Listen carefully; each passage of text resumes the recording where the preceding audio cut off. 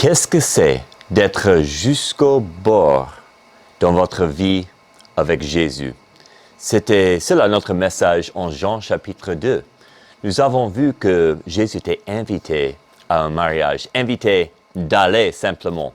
Éventuellement, il n'y avait plus de vin et ils l'ont invité d'assister.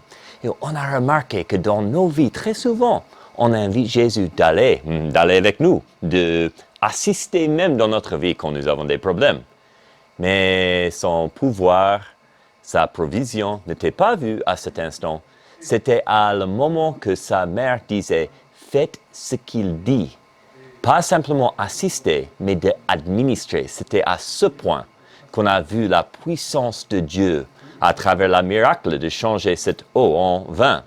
Et dans notre vie aussi, Jésus n'est pas simplement une bonne idée, ni un bon homme.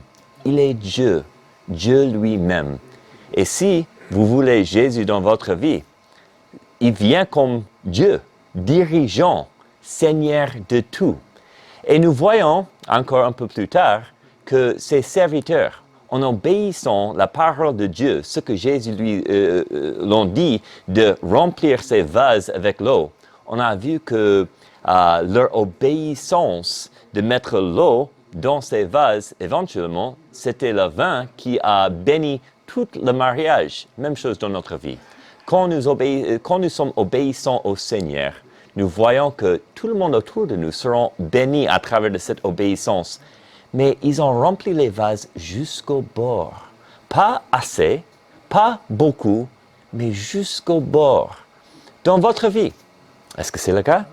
Est-ce que vous êtes obéissant dans les petites choses jusqu'au bord? Dans les choses de la sainteté? Dans les choses, vos relations avec les autres? Les paroles que tu dis? Les pensées que vous pensez? Alors Jésus veut des disciples qui ont confiance en lui, dans ses paroles, et sont jusqu'au bord avec l'obéissance qui va changer le monde autour de eux.